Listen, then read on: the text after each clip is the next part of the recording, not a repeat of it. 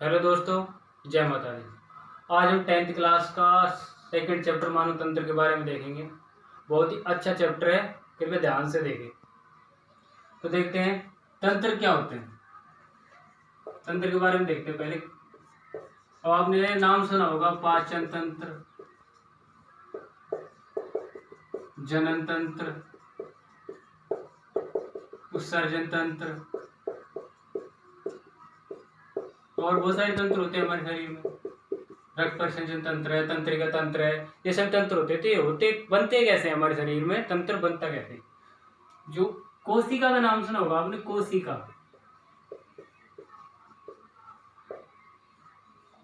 कोशिका क्या करेगी? दो या दो से अधिक कोशिकाएं मिलकर क्या बनाएंगी? ऊतक बना लेती है। दो या दो से अधिक कोशिकाएं मिलकर ऊतक बना लेती हैं, और दो या दो से अधिक ऊतक मिलकर अंग बना लेते हैं, और दो या दो से अधिक अंग मिलकर बना देते हैं तंत्र। इस प्रकार से बनते हैं तंत्र हमारे। दो या दो से अधिक अंग मिलकर तंत्र बनाते हैं, और फिर दो या दो से अधिक तंत्र है, जो भी हमारे तंत्र है, सभी मिलकर क्या बना लेंगे? हमारा शरीर बना लेते हैं। मनुष्य का शरीर बन जाता है। इस प्रकार से हम देख सकते हैं कि तंत्र कैसे बना है। और भाई, जो हमारे शरीर की सबसे छोटी इकाई होती है, शरीर की सबसे छोटी इकाई कौन सी होती है? कोशिका होती है। मतलब कि हमारे शरीर की मूलभूत संरचनात्मक और क्रियात्मक इकाई क्या है? कोशिका। मतलब हमारे शरीर की संरचना बनाने के लिए भी कोशिका जिम्मेदार है, शरीर जो कार्य कर रहा है उसके लिए भी कोशिका जिम्मेदार है। मतलब हमारे शरीर की मूलभूत इकाई क्या है? कोशिका है। सबसे छोटी इकाई क्या है हमारे शरीर की? कोशिका। तो कोशिका से ऊतक बनेगा, ऊतक से अंग, अंग से तंत्र। इस प्रकार से हमारे तंत्र बन चुके हैं। तो अब हम पाचन तंत्र को देखेंगे। पाचन तंत्र क्या है? पाचन तंत्र के बारे में डिटेल से देखेंगे।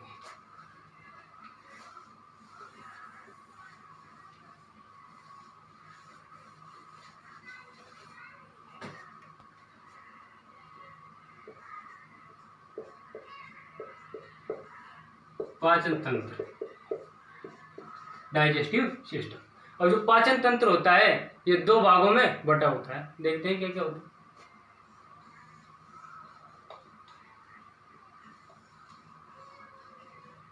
एक तो होती है आहार नाल, आहार नाल, और एक होती है ग्रंथियां, ग्रंथियां। आहार नाल और ग्रंथियां। ग्रंथियों को बाद में देखेंगे, हम पहले आहार नाल को देखते हैं। नाम दोनों को देखेंगे। आहार नाल क्या होती है? मुख से मल द्वार तक का मार्ग। मुख से मल द्वार तक का मार्ग क्या कहलाता है? आहार नाल कहलाता है। अब आहार नाल के भाग कौन कौन से होते हैं? देखो, नंबर 1 पर क्या है? मुख गुहा, मुख गुहा। दूसरा क्या है? ग्रसनी। तीसरा ग्रास नली। तो आमाशय, छोटी आंत,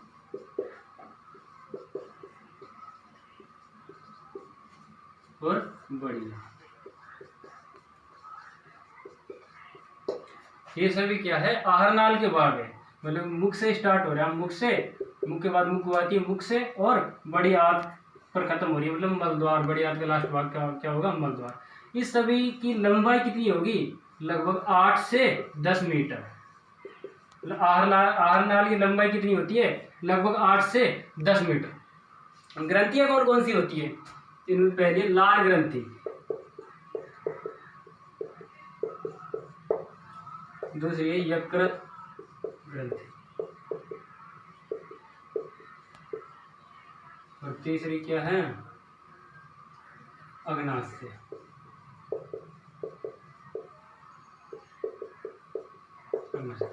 ये 3 ग्रंथि होती है जो हमारे पाचन में सहायक होती है। ग्रंथियां क्या करेंगी? ये एंजाइम का श्रवण करेगी। ग्रंथि क्या करती है?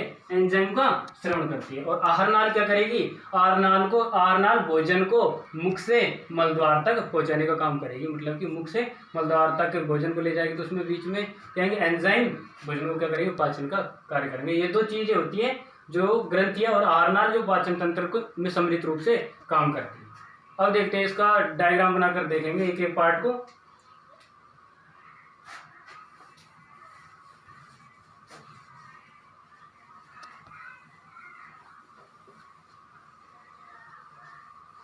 पाचन का मतलब समझ लेते हैं। पाचन का मतलब क्या होता है, पाचन किसे कहते हैं? ये जो हमारे भोजन के जटिल कार्बनिक पदार्थ है, मतलब कि मान लो ये कोई भोजन का टुकड़ा है, भोजन के जटिल कार्बनिक पदार्थों को सरल कार्बनिक पदार्थों में परिवर्तित करने की क्रिया क्या कहलाती है? पाचन कहलाती है। वही भोजन का टुकड़ा है ये, इसको दांतों के द्वारा क्या है, छोटे छोटे टुकड़ों में तोड़ दिया तो आगे कैसा हो जाता है, ऐसा दिखाई देने लगता है। इसमें क्या मिला दी जाती है? लार मिला दी जाती है। अब लार मिले इस भोजन को क्या कहेंगे? बोलस कहेंगे। इसको क्या कहेंगे? बोलस कहेंगे। भाई इसमें क्या कर दिया? लार मिला दी, भोजन के जटिल कार्बनिक पदार्थ को छोटे छोटे टुकड़ों में तोड़कर उसमें लार मिला दी, तो ये क्या कहलाएगा? बोलस कहलाएगा। और इसके बाद ये जो छोटे छोटे टुकड़ों में विभक्त हो गए, ये क्या हो गए? सरल कार्बनिक पदार्थ।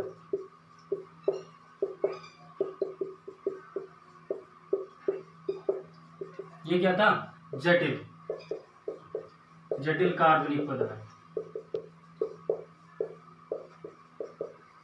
मतलब क्या हुआ? जटिल कार्बनिक पदार्थ को छोटे छोटे टुकड़ों में तोड़कर किसमें परिवर्तित कर दिया? सरल कार्बनिक पदार्थ में परिवर्तित कर दिए। अब जटिल कार्बनिक पदार्थों को सरल कार्बनिक पदार्थ में परिवर्तित करने की क्रिया क्या कहलाती है? पाचन कहलाती है। पाचन का मतलब ये होता था। अब देखो पाचन होता है किसके द्वारा? मतलब कि हमने आहार नाल को देखा था कि छोटे छोटे टुकड़ों में कौन तोड़ रहा है इसको? दांत तोड़ रहे हैं भाई। तो देखते हैं हम आहार नाल के बारे में, देखते हैं आहार नाल में जो पार्ट देखे थे उनके बारे में। अब हम देखेंगे मुख गुहा को।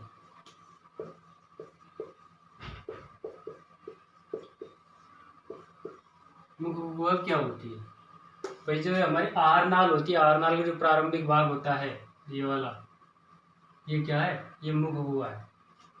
ये कैसी कटोरी नुमा संरचना है, कटोरी नुमा संरचना। अब इसमें क्या पाई जाती है? इस मुख गुहा के अंतर्गत दांत पाए जाएंगे, जीभ पाई जाएगी। तो पहले देखते हैं जीभ।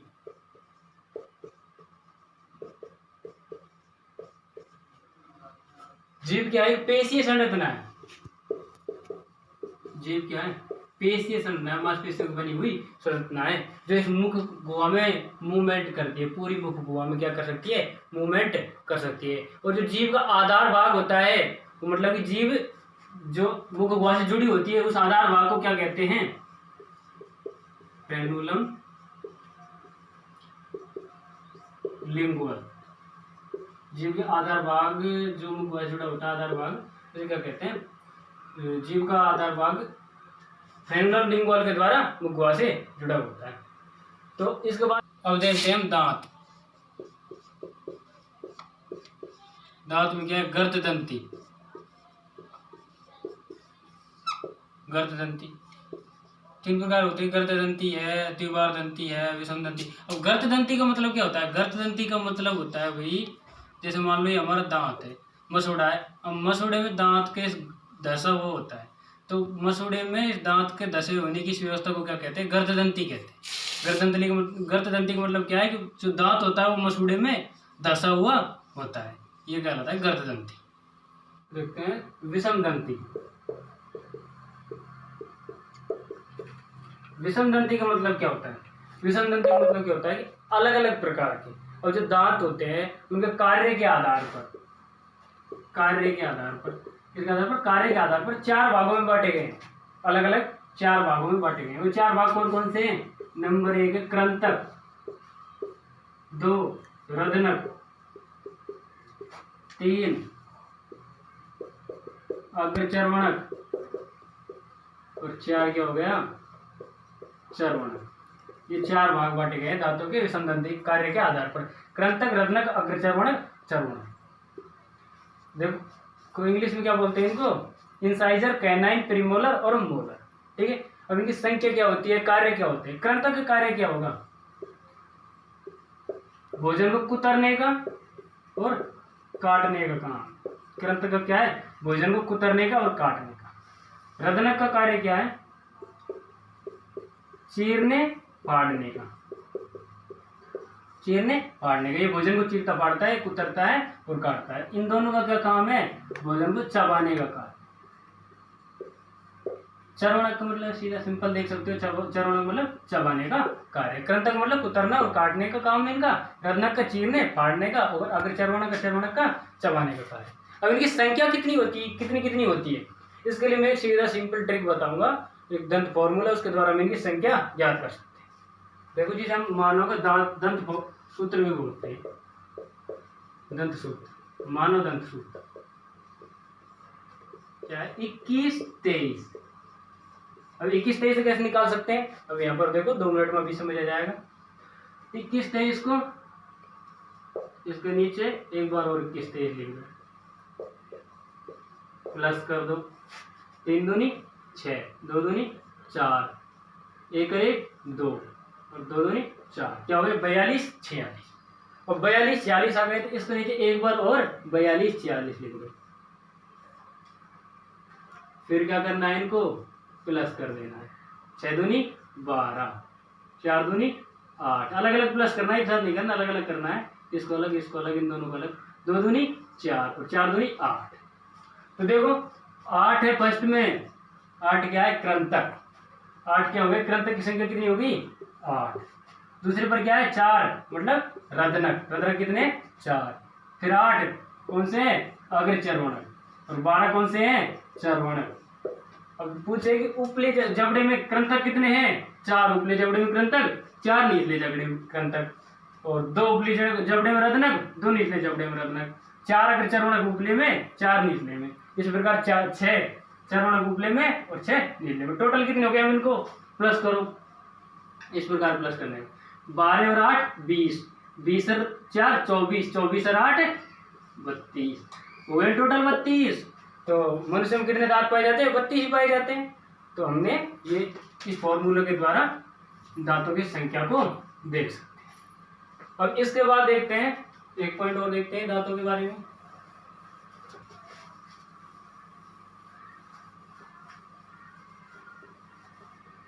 विषम दंती हो गया, गर्त दंती हो गया, गर्त दंती हो गया, तीसरा क्या है द्विबार दंती, इसके नाम से ही पता चल रहा होगा, द्वि मतलब 2 बार, द्वि मतलब 2 बार, द्विबार मतलब 2 बार, दंती मतलब दांत, बोले कि दांत 2 बार आएंगे। अब आपने सुना होगा कि दूध के दांत और बिना दूध के दांत, तो दूध के दांत क्या होते हैं कुछ माह की उम्र में टूट जाते हैं वापस, तो क्या होगा फर्स्ट क्या होते हैं दूध के दांत, जिन्हें हम क्या कहते हैं अस्थायी दांत, अस्थायी दांत, और नंबर 2 क्या होते हैं परमानेंट स्थायी दांत, स्थायी दांत। मतलब दांत क्या होते हैं, एक मनुष्य के जीवन काल में 2 बार दांत आते हैं। पहले वाले दांत क्या है कुछ माह कुछ वर्ष की उम्र में टूट जाते हैं, उन्हें हम क्या बोलते हैं अस्थायी दांत या दूध के दांत। दूसरे क्या होते हैं स्थायी दांत, जो लंबे टाइम तक व्यक्ति की जबाड़ी में पाए जाते हैं। ठीक है, और जो स्थायी दांत होते हैं ये कितने होते हैं और दूध के दांत कितने होते हैं, तो इनके लिए भी फॉर्मूला, इनके लिए किस प्रकार, दूध के दांत किस प्रकार निकालेंगे 0 0 2 3, और वो सेम कंडीशन सेम तरीके से करना है हमें, दोबारा नीचे 0 0 2 3 लिख देंगे, प्लस कर देंगे 3 दूनी 6 2 दूनी 4, फिर दोबारा फिर से लिख देंगे, फिर प्लस कर देंगे 6 दूनी 12 और 4 दूनी 8, अब इनको प्लस कर देंगे, मतलब 20 दांत कैसे हैं दूध के दांत होते हैं, 20 दांत कैसे होते हैं दूध के होते हैं, और जो स्थायी दांत होते हैं वो तो 32 होते हैं। चलिए अब हो गया हमारा दांत कंप्लीट हो गया। इसके बाद हम देखेंगे ग्रसनी के बारे में, ग्रसनी क्या होती है।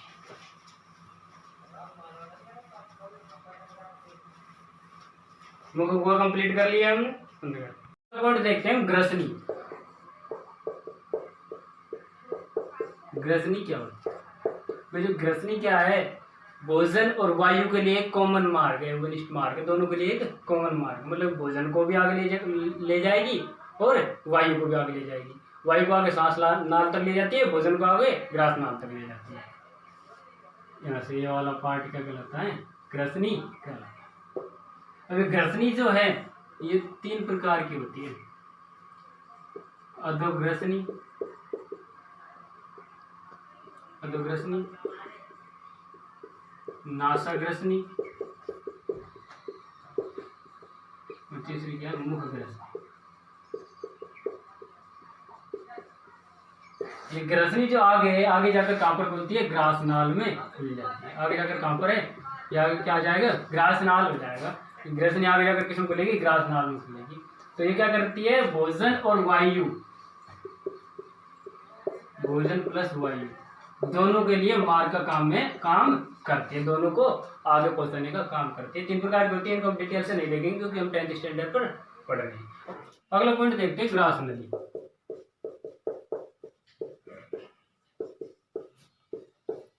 ग्रास नली क्या कार्य करती है, मुख गुहा से भोजन को आमाशय तक ले जाती है। मान लो यहाँ पर क्या है, आमाशय, भोजन को कहाँ तक ले जाएगी, मुख गुहा से आमाशय तक ले जाने का कार्य करती है। ये क्या कहलाएगी, ये क्या कहलाएगी, ग्रास नली। इसके जस्ट ऊपर क्या हो गई थी, ग्रसनी, ऊपर मुख गुहा है ही। तो ये ग्रास नली क्या करेगी, भोजन को मुख गुहा से आमाशय तक ले जाने का कार्य करती है। अब क्या होती है, इसमें एक प्रकार की गति पाई जाती है, उस गति का नाम है क्रमानुकुंचन गति। क्रमानुकुंचन गति। अभी क्रमानुकुंचन गति क्या होती है, इसको देखो। मान लो भाई ये हमारी क्या है, ग्रास नली है। अब मुख गुहा से इसमें आ गया क्या, भोजन आ गया, भोजन का टुकड़ा आ गया। अब यहाँ से क्या होगा, ये यहाँ पर अटक जाएगा। तो ये क्या है, जो ग्रास नली होती है इसमें यहाँ से क्या है कि मूवमेंट होती है, यहाँ से सुकड़ जाती है जैसे भोजन का टुकड़ा, और नीचे पहुंच जाएगा। फिर ये यहाँ से सुकड़ेगी, वापिस उसी अवस्था में आ जाती है सुकड़ने के बाद, भोजन नीचे पहुंचने के बाद फिर भोजन और नीचे चला जाएगा, फिर यहाँ से सुकड़ेगी। इस गति को क्या कहते हैं, क्रमानुकुंचन गति, जिसे क्या है भोजन नीचे की ओर चला जाता है। और इसमें कुछ एक श्लेष्मीय ग्रंथियां पाई जाती है, श्लेष्मीय ग्रंथियां, जो क्या करती है, श्लेष्मा का श्रवण करती है, श्लेष्मा का श्रवण करती है। श्लेष्मा क्या होता है, एक पदार्थ होता है, चिकना पदार्थ होता है। तो ये क्या करता है, जो श्लेष्मा भोजन में मिलेगी, भोजन जा रहा है नीचे यहाँ से, तो भोजन में जब मिलेगा तो भोजन कैसा बन जाता है, लसदार बन जाता है। भोजन कैसा बन जाएगा, लसदार, लसदार भोजन बन जाता है, जिससे क्या है कि भोजन को निगलने में आसानी हो जाती है। और जो ये हमारी ग्रास नली होती है, इसका जो ऊपरी पार्ट होता है, जहां पर ग्रसनी खत्म होती है और ग्रास नाल स्टार्ट होती है, वहां पर क्या पाया जाता है, वहां पर इस प्रकार की संरचना होती है। इस प्रकार की संरचना है भाई हमारी, ये ग्रास नली, इसमें क्या है, इस प्रकार की संरचना पाई जाती है। इसके ऊपर क्या पाया जाता है, घाटी या ढक्कन, जो क्या है ग्रसनी से आ रहा है, भोजन आ रहा है तो ग्रास नली में जाएगा, और यदि वायु आ रही है तो श्वास नली में जाएगी। आगे की ओर क्या होती है, श्वास नली होती है, उसके जैसे अब नीचे की साइड क्या पाई जाती है, हमारी ग्रास नली पाई जाती है। जिससे क्या है, भोजन आएगा तो ग्रास नली में जाएगा और श्वास नली को बंद कर दिया जाएगा ढक्कन के द्वारा। उस ढक्कन को क्या बोलते हैं, घाटी ढक्कन, या फिर क्या बोलेंगे, या फिर एपिग्लोटिस, इसको क्या बोलते हैं, फिर एपिग्लोटिस बोलते हैं, घाटी ढक्कन या एपिग्लोटिस बोलते हैं। जो क्या करेगा, यदि भोजन आ रहा है तो श्वास नली को बंद कर देगा, और यदि वायु आ रही है तो इस भोजन वाली ग्रास नली को बंद कर देगा। देखो तुम अनुभव कर देख सकते हो, कुछ भी निकल कर देखो, देखो यहाँ मूवमेंट होती है, ये मूवमेंट किस वजह से होती है, घाटी ढक्कन की वजह से होती है। ढक्कन क्या कर देता है, एक नली को बंद कर देता है। इस प्रकार से ये भोजन को कहां पर ले जा रही है, आमाशय तक ले जा रही है, मुख गुहा से आमाशय तक, बिना कोई समस्या। चलो अगला पॉइंट देखेंगे अब हम, आमाशय।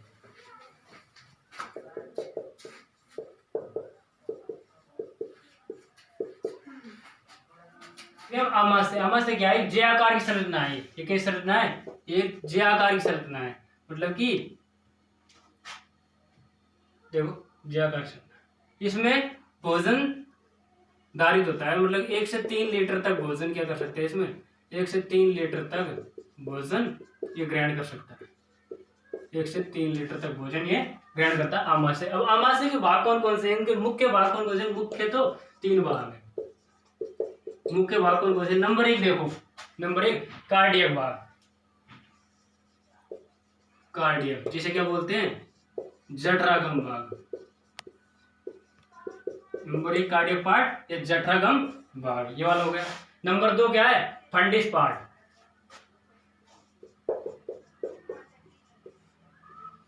फंडिस भाग। दूसरा कौन सा हो जाएगा? फंडिस भाग, ये वाला। ये ऊपर का सबसे चौड़ा भाग होता है। नंबर 3 जो मुख्य भाग होता है वो कौन सा है? पाइलोरिक भाग। तीसरा जिसे क्या बोलते हैं? जठर निर्गमी। जठर निर्गमी भाग। अब देखो जठर गम और जठर निर्गमी, मतलब इसमें तो क्या है? जठर रस, जठर आ रहा है मतलब भोजन क्या है इसमें तो प्रवेश कर रहा है और इस भाग से आगे छोटी आंत में पहुंच रहा है। मतलब ग्रास नली से कौन से? कार्डियक भाग, जठरागम भाग, इसमें क्या है? भोजन आ रहा है। और पाइलोरिक भाग से क्या हो रहा है? भोजन छोटी आंत में जा रहा है। इस प्रकार से इसे जठरागम और जठर निर्गमी भाग कहते हैं। और जो कार्पस या बॉडी, ये पार्ट है जो क्रियात्मक रूप से क्या होता है? क्रियात्मक रूप से निष्क्रिय होता है। निष्क्रिय होता है, क्रियात्मक रूप से निष्क्रिय होता है। कौन से? बीच का भाग जो होता है कार्पस और बॉडी। अब इसके बाद देखो कि यहाँ पर इस जो अमाशय की संरचना होती है इसमें हमारे 3 क्या पाई जाती है? 2 क्या पाई जाती है? अवरोधनियां पाई जाती है। अवरोधनियां क्या होती है? अवरोधनी, अवरोधनी क्या होती है? नंबर 1 है, एक अवरोधनी यहाँ पर पाई जाएगी और एक अवरोधनी यहाँ पर पाई जाएगी। यहाँ वाली का नाम क्या होता है? ग्रास नलिका। ग्रास नलिका अवरोधनी। अवरोधनी मतलब इसका मतलब क्या होगा? जो भोजन ग्रास नलिका के बाद अमाशय में पहुंच गया वो भोजन, अम्लीय भोजन वापस ग्रास नलिका में नहीं जाने देती है। ग्रास नलिका अवरोधनी, ये वाली अवरोधनी वापस भोजन को ग्रास नलिका में नहीं जाने देगी। जो भोजन अमाशय में आ जाएगा उस भोजन को वापस ग्रास नलिका में नहीं जाने देगी। नंबर 1 ये हो गई। नंबर 2 होती है यहाँ पर। नंबर 2 कौन सी होती है? यहाँ पर होती है। इसका नाम क्या होता है? जठर निर्गमीय। जठर निर्गमीय अवरोधनी। जठर निर्गमीय अवरोधनी क्या होती है? ये अमाशय में भोजन है तो छोटी आंत में भोजन को पहुंचाने के लिए नियंत्रित करती है कितना भोजन छोटी आंत में जाना चाहिए, उसको कंट्रोल करती है। उस हिसाब से भोजन को आगे छोटी आंत में जाने देती है। ये जठर निर्गमीय अवरोधनी होती है। ये हमने अमाशय पूरे पढ़ ली। इसके बाद हम पढ़ेंगे अब छोटी आंत को।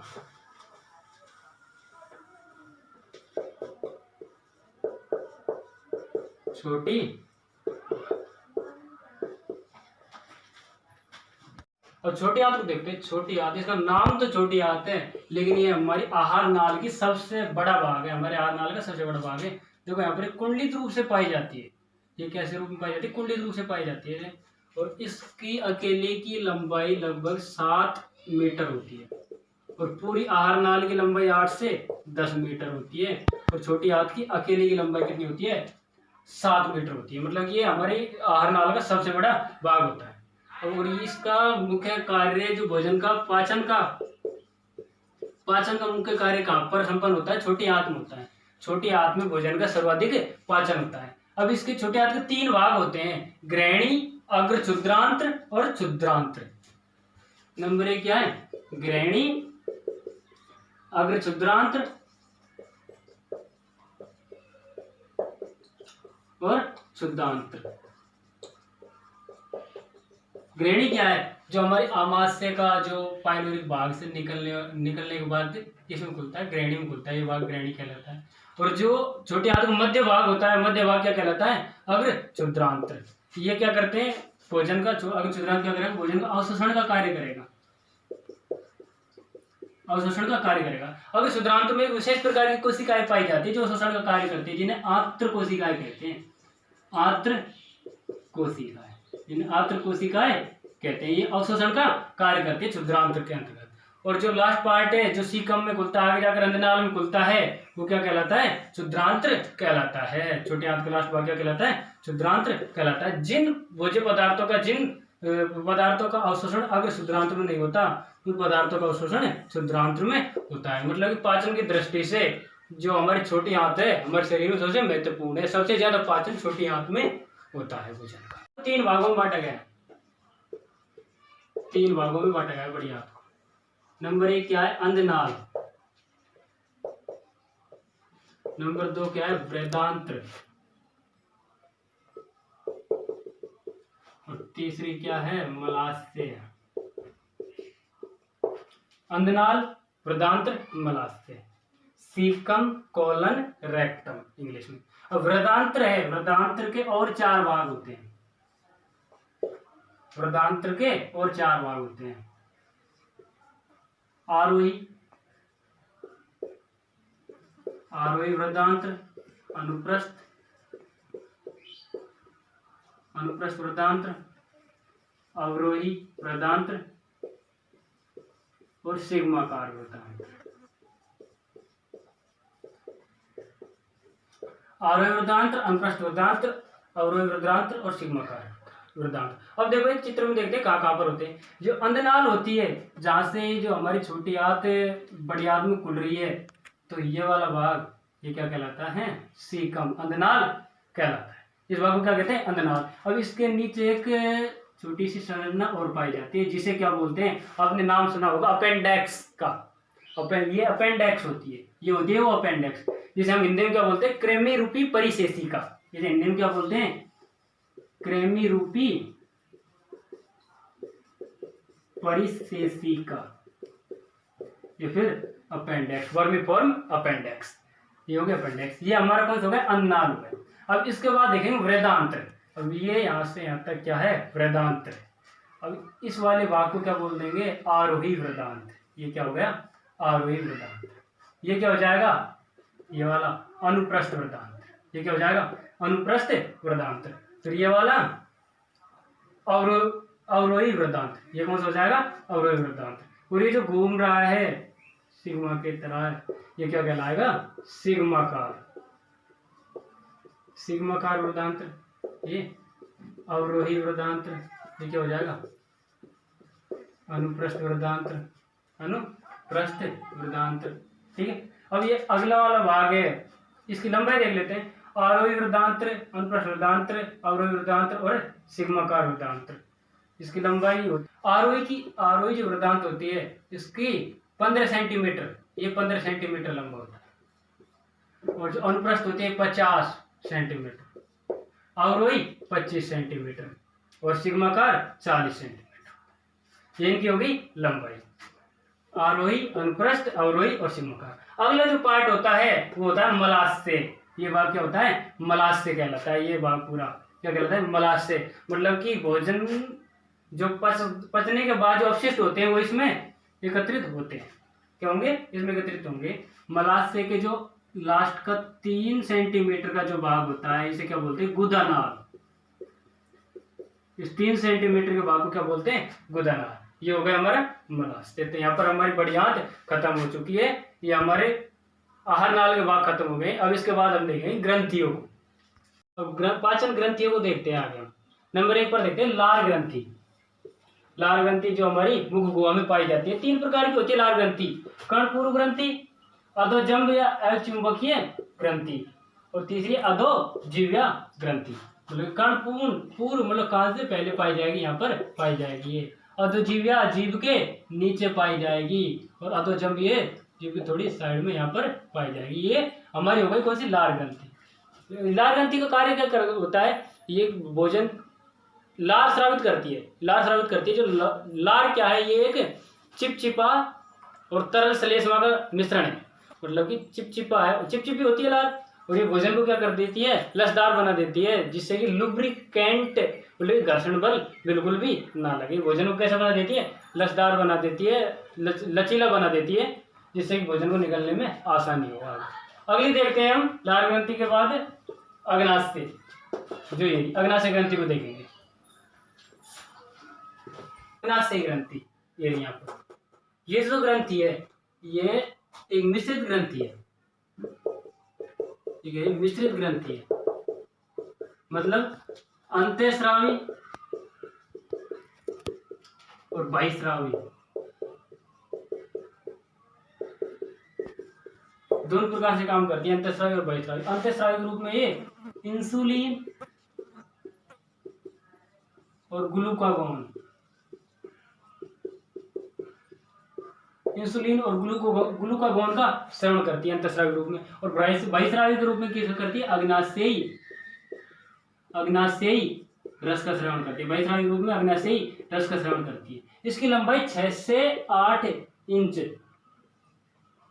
6 से 8 इंच लंबी होती है ये। और ये जो इंसुलिन और ग्लूकागोन है, इस ग्रंथि के द्वारा जो स्रावित किए जाते हैं इंसुलिन और ग्लूकागोन, ये हमारे शरीर में क्या करेंगे, ये शर्करा के स्तर को, ये शर्करा के स्तर को, शर्करा के स्तर को संतुलित रखते हैं।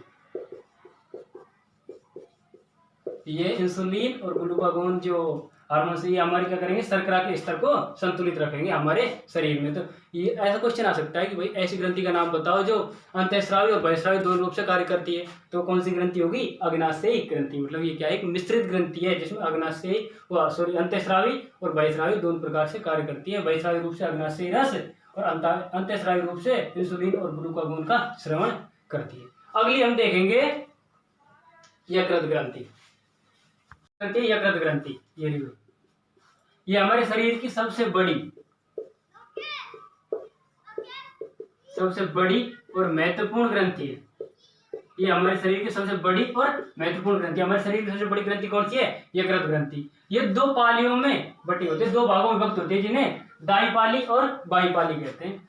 पाली होती है भाई दाई पाली और बाई पाली, 2 पालियों में बटी होती है। इसके द्वारा किसका निर्माण किया जा सकता है, इसके द्वारा पित्त रस को श्रवण किया जाता है, पित्त रस का श्रवण किया जाता है। यकृत के द्वारा क्या किया जाता है, पित्त रस का श्रवण किया जाता है, जो पित्त वाहिनी के द्वारा पित्ताशय में भेज दिया जाता है। पित्त रस का श्रवण किया जाता है यकृत के द्वारा, जो पित्त वाहिनी के द्वारा पित्ताशय में भेज दिया जाता है, वहां पर पित्त रस को एकत्रित किया जाता है। ये हमारी यकृत ग्रंथि हो गई। ये हमारी ग्रंथियां कंप्लीट हो गई। पाचन तंत्र में हमने आहार भी पढ़ ली और ग्रंथियां भी पढ़ ली। अब आगे देखेंगे भोजन का पाचन किस प्रकार से होता है। भोजन के पाचन के लिए प्रमुख एंजाइम कौन कौन से हैं जो भोजन का पाचन करते हैं। जैसे कार्बोहाइड्रेट है, कार्बोहाइड्रेट को पाचन के लिए प्रमुख एंजाइम कौन से हैं, एमाइलेज है, माल्टोज है, सुक्रोज है, लैक्टेज है, ये सभी क्या है, कार्बोहाइड्रेट के पाचन के लिए जिम्मेदार एंजाइम है। उसके बाद प्रोटीन के पाचन के लिए जिम्मेदार कौन है, प्रोटीन का पाचन कौन कौन से एंजाइम करते हैं, ट्रिप्सिन है, काइमोट्रिप्सिन है और पेप्सिन है। और भी है ट्रिप्सिन, काइमोट्रिप्सिन और पेप्सिन। वसा के लिए, वसा का पाचन कौन से एंजाइम करते हैं, लाइपेज। वसा का पाचन कौन से एंजाइम करते हैं, लाइपेज। और न्यूक्लिक अम्ल का न्यूक्लियोटाइडेज और न्यूक्लियोसाइडेज। ये जो एंजाइम है ये हमारे इन चीजों के पाचन के लिए जिम्मेदार है। देखिए कार्बोहाइड्रेट के लिए एमाइलेज है, माल्टेज है, सुक्रोज है, लैक्टेज है।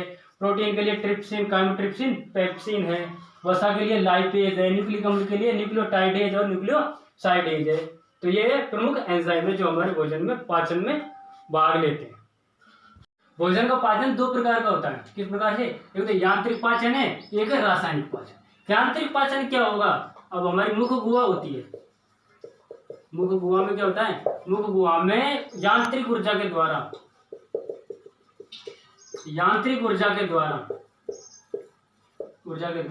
भोजन को छोटे छोटे टुकड़ों में तोड़ दिया जाता है,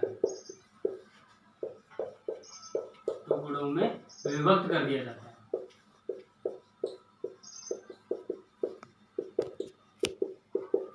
यांत्रिक पाचन क्या होता है, मुख गुहा में भोजन को यांत्रिक ऊर्जा के द्वारा छोटे छोटे टुकड़ों में विभक्त कर दिया जाता है। और रासायनिक पाचन में क्या होता है, रसायनों के द्वारा पाचन होता है। रसायन क्या होते हैं, जो हमारे अभी देखे थे एंजाइम जो होते हैं, एंजाइम के द्वारा रासायनिक पाचन होता है। अब रासायनिक पाचन को हम डिटेल से देखेंगे। रासायनिक पाचन में क्या क्या होता है उसको डिटेल से देखेंगे।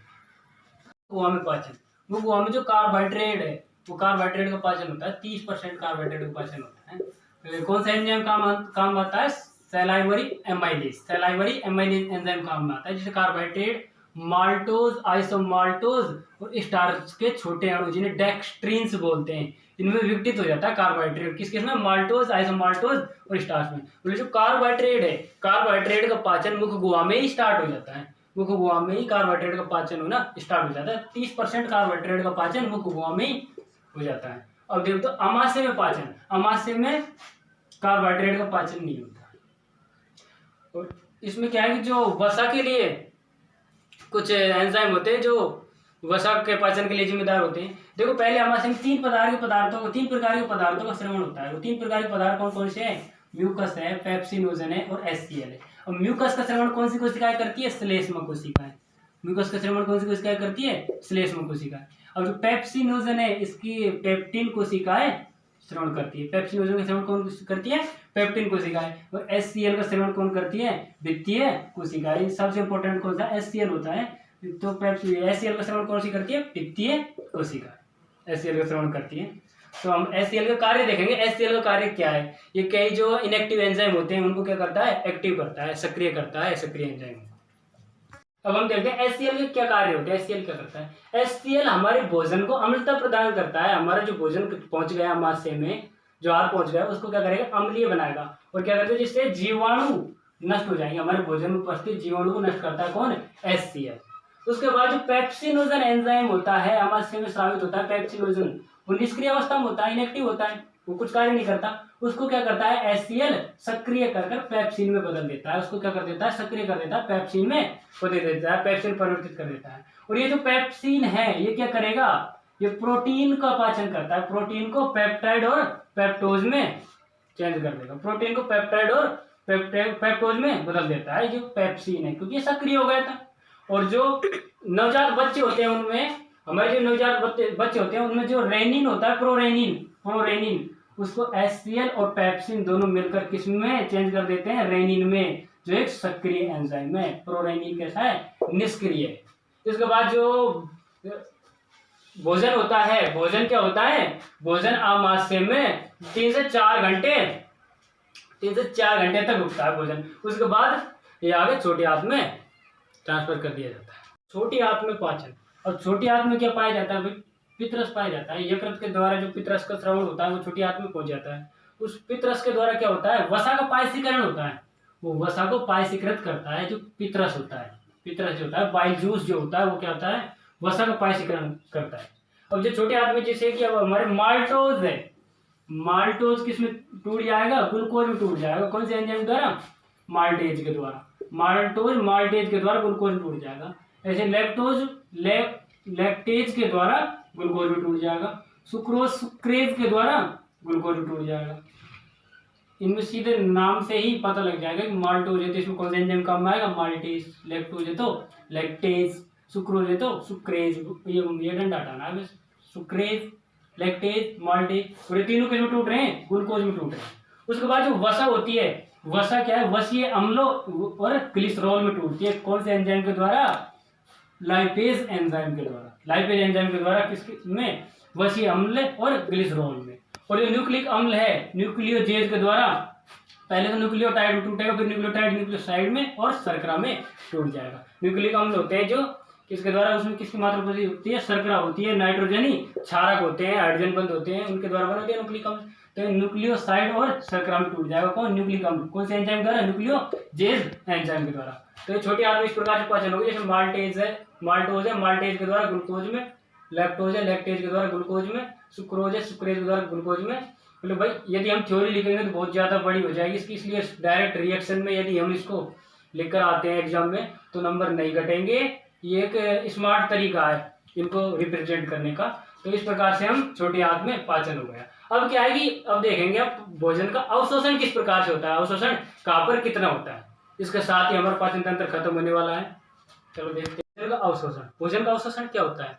जो हमारा पचित भोजन है उसमें जो पोषक पदार्थ है उन पोषक पदार्थों का रुधिर में और लसिका में पहुंचना ही क्या कहलाता है? भोजन का अवशोषण कहलाता है। और भोजन का सर्वाधिक अवशोषण कहाँ पर होता है? क्षुद्रांत्र में। क्षुद्रांत्र क्या होता है? जानते हो, छोटी आंत का भाग होता है। सबसे अधिक पदार्थों का अवशोषण कहाँ पर होगा? क्षुद्रांत्र में। क्षुद्रांत्र में सबसे अधिक पदार्थों का अवशोषण होगा। अब जो मुख गुहा है, हमारी मुख गुहा में औषधियों का अवशोषण होने लग जाता है। औषधियों का अवशोषण कहाँ पर होता है? मुख गुहा में। और आमाशय में जल का, एल्कोहल का और शर्करा का, जल का, एल्कोहल का और शर्करा का अवशोषण कहाँ पर होता है? आमाशय में होगा। और बड़ी आंत में जल और खनिज लवणों का अवशोषण होता है। बड़ी आंत में जल, वाटर और खनिज लवणों का अवशोषण होता है और आमाशय में जल, एल्कोहल व शर्करा का अवशोषण होता है। तो दोस्तों ये चैप्टर आज यहीं पर खत्म होता है। इसमें हम पाचन तंत्र को कंप्लीट कर चुके हैं आज की वीडियो में। आगे हम अगला जो तंत्र, श्वसन तंत्र, उसको देखेंगे। तो मैं उम्मीद करता हूँ आपको सारे टॉपिक समझ आए होंगे। यदि किसी भी टॉपिक में किसी भी वर्ड से रिलेटेड कोई भी प्रॉब्लम्स है तो प्लीज़ हमें कमेंट बॉक्स में बताएं ताकि हम आपको उसका सॉल्यूशन बता सकें। और यदि आपको सारे टॉपिक समझ आए हैं तो वीडियो को लाइक कर दो दोस्तों, शेयर कर दो, चैनल को सब्सक्राइब कर दो और बेल आइकन के बटन का दबाना मत भूलना, क्योंकि नई जो वीडियो आएगी वो आपको तुरंत मिल जाएगी बेल आइकन के बटन को दबाने से। तो धन्यवाद दोस्तों, स्वस्थ रहो, खुश रहो, थैंक यू।